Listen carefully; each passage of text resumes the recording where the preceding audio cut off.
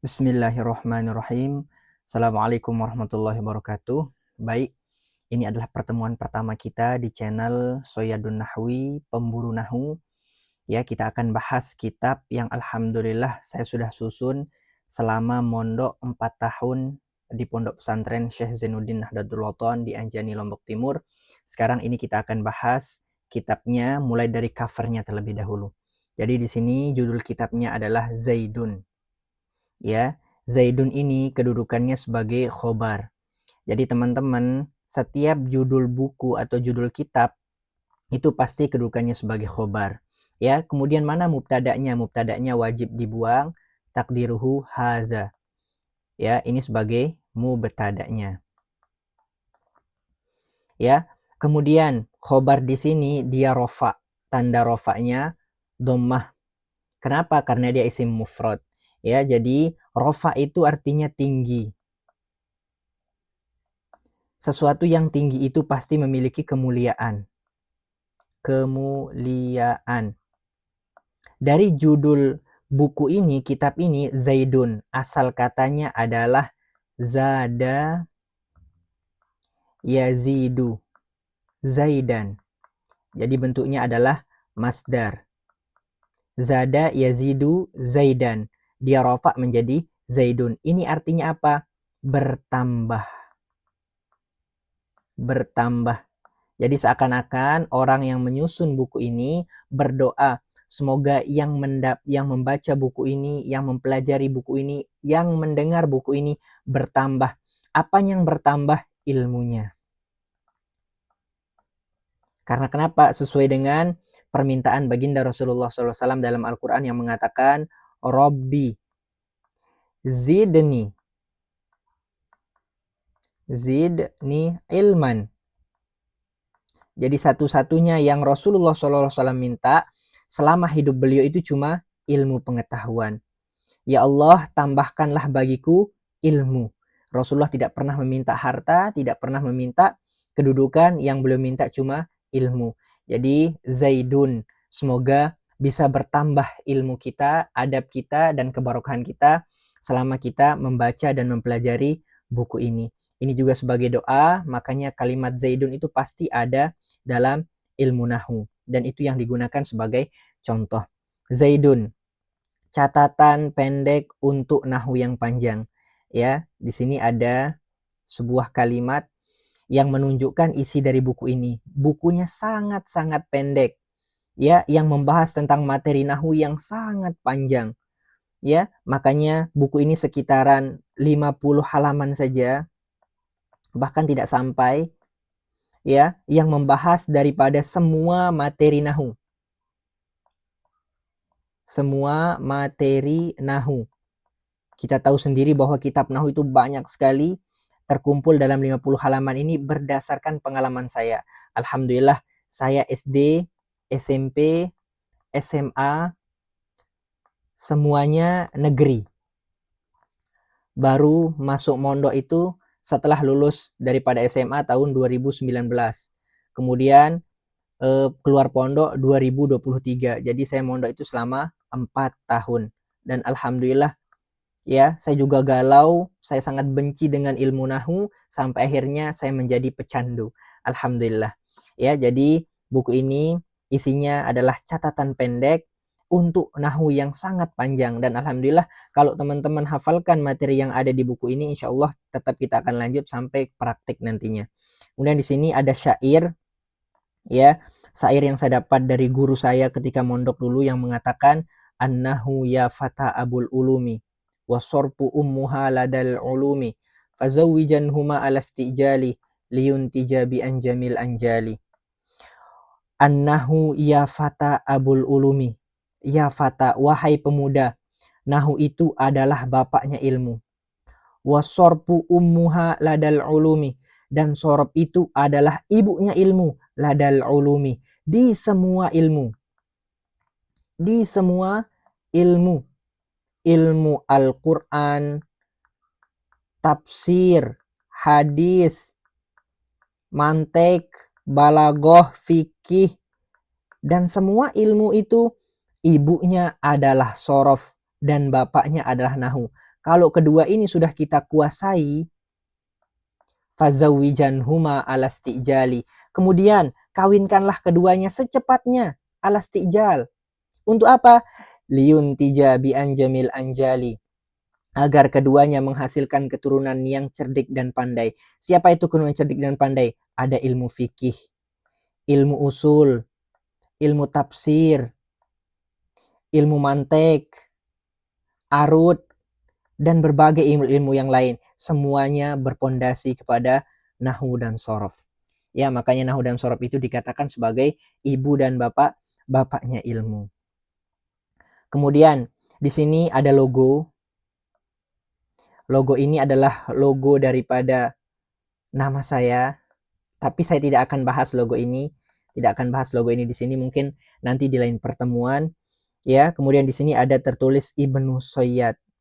Ya, dan ini juga saya tidak akan ceritakan panjang lebar, saya hanya bahas kilas saja. Ibnu Soyyad ini adalah kunyah yang diberikan oleh guru saya. Ya, saya diberikan kunyah Ibnu Soyyad, sang pemburu. Ya, kenapa saya diberikan ini nanti saya akan ceritakan, atau mungkin bisa juga teman-teman baca nanti di tentang penulisnya. Kemudian di sini ada moto saya dalam belajar.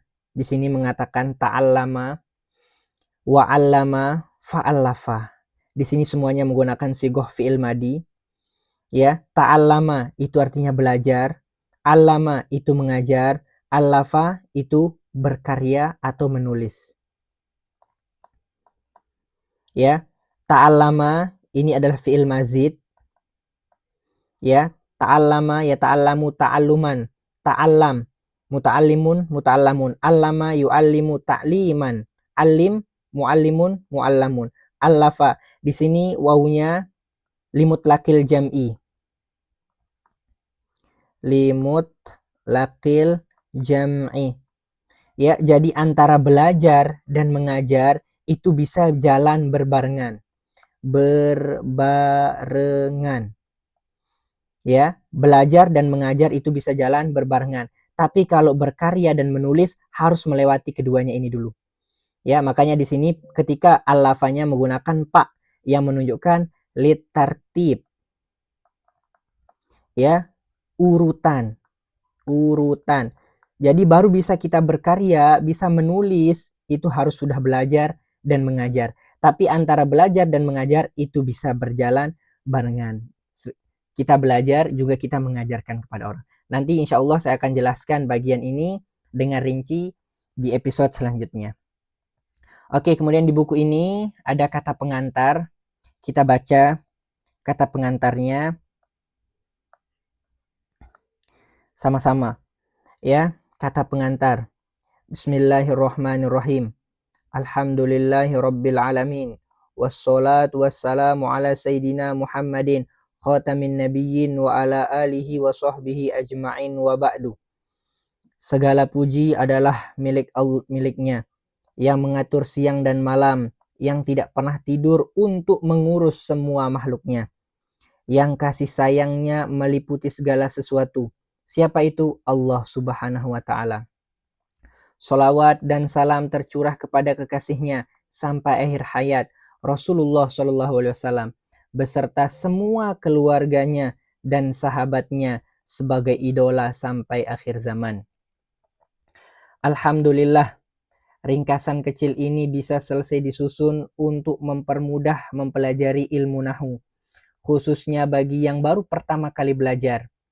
Kami menyusun diktat ini sesuai pengalaman pribadi ketika belajar nahwu.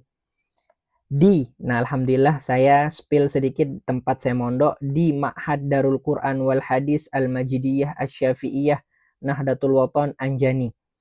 Ya, jadi saya belajar di Ma'had Darul Quran wal Hadis Al-Majidiyah Asy-Syafi'iyah Nahdlatul Wathon di Anjani Lombok Timur, di Pondok Pesantren Syekh Zainuddin Abdul Majid, salah satu pahlawan nasional yang diberikan gelar pahlawan nasional oleh Bapak Presiden Joko Widodo. Ya, kemudian juga di Muzakarah Syahdun Najihin. Nah, selain belajar di Mahat, saya juga ngajinya di Muzakarah Syahdun Najihin. karena sebelumnya kami pribadi sangat tidak paham dan sangat sulit mempelajari ilmu nahu. Seperti yang saya bilang, saya ini adalah pembenci daripada ilmu nahu.